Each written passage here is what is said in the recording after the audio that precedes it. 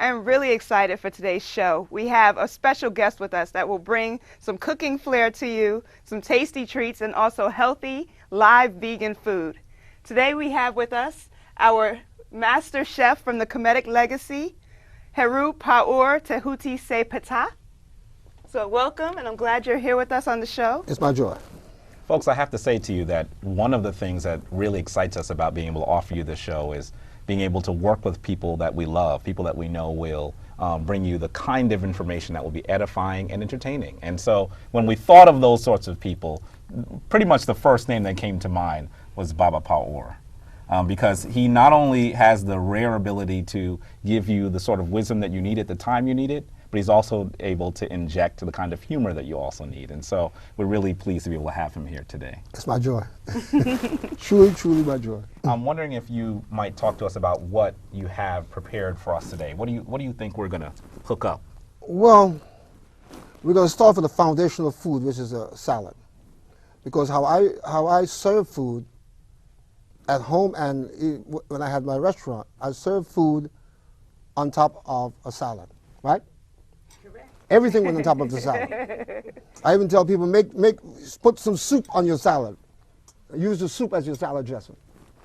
So I'm going to first do a kale salad, and then I'm going to transfer and do a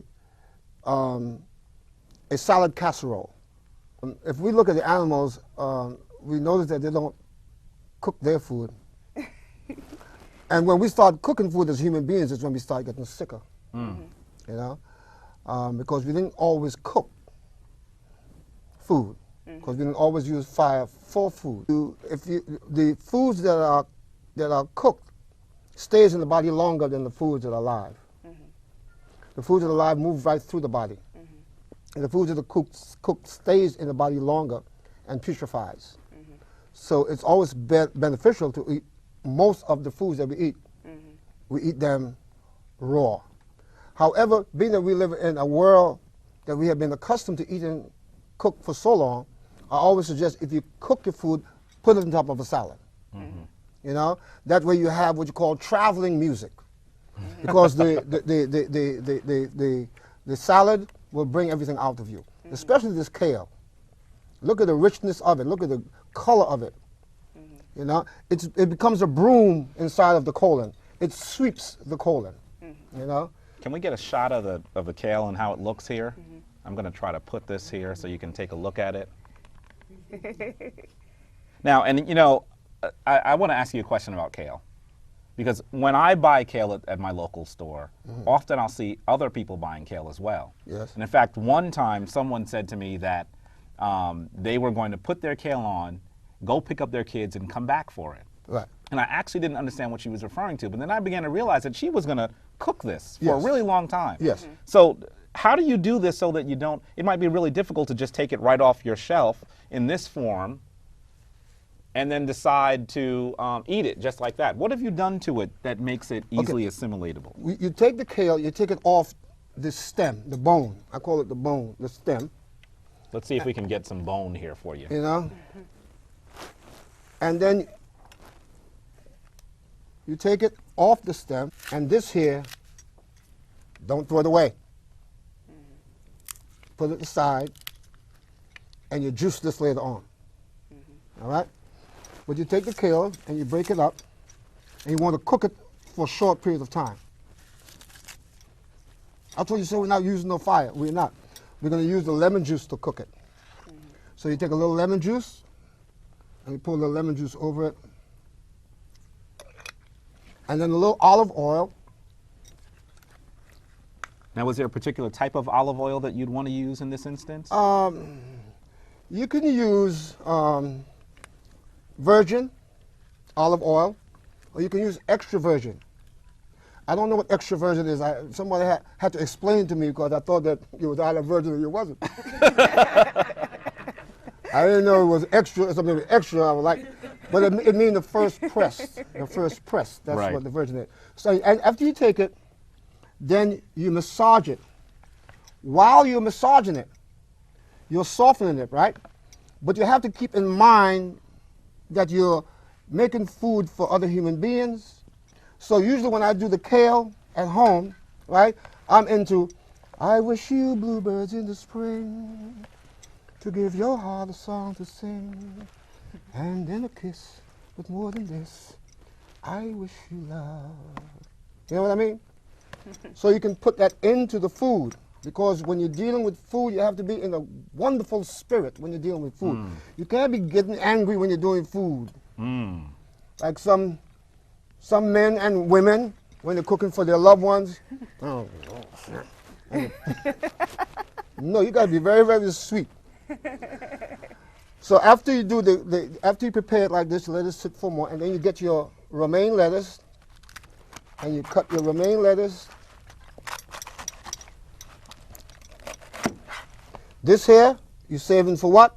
Juicing. For juicing. Yeah. Juicing. I know some of you meat eaters out there are kind of fearful, and I was fearful during my initiation because I still ate meat. So some of you are probably thinking, am I really going to enjoy this? The juice is good. Some of the juices are easier to take than others, but it's what's good for you. It's about what you're putting into your system. You want to make sure that you're cleansing at all times to be the most. First, I'll take a red onion, cut up that onion. Did you get some of that in your eye over there? Wonderful. Opens up the eye. And you take the kale, take the onion, and then you season it. Can you I'll talk put a some little bit spike about on it. the importance of eating this kind of diet? Like, what's the difference between a person who eats this kind of diet versus someone who consumes meat? Well, first of all, like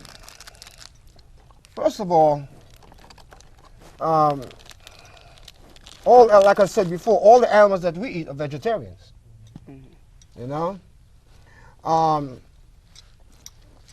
I heard it's closest to the source of energy, such as the sun. It has more energy in it because it's live. It's not cooked. It's not dead. And if you want to rejuvenate life, you have to put life to rejuvenate life. You can't put death to rejuvenate death. To rejuvenate life, you have to put live things in you in order to rejuvenate your life. This is basil. This was spike. Spike has about 5 or 6 different seasons in it. You can get that from the health food store. And you put a little spike in there. And then you put a little traveling music. Traveling music. Yeah, this is the cayenne pepper. Right? It looks like it's Nigerian cayenne, too. Good. Ooh. And then you take a little bit of the seaweed. Now, talk to us about seaweed, because I know that I had a conversation. Anika and I were having dinner with a really good friend. And she saw the seaweed there, and she said, I thought you were vegetarian. Why are you making sushi? And I said, well, I am a vegetarian. I'm putting in the salad. And she said, seaweed in your salad? That's Come crazy. On. That's crazy. That's literally what she said. Now, and I'll tell you honestly, the only person that ever taught me to put seaweed in my salad is the person that's standing before you today.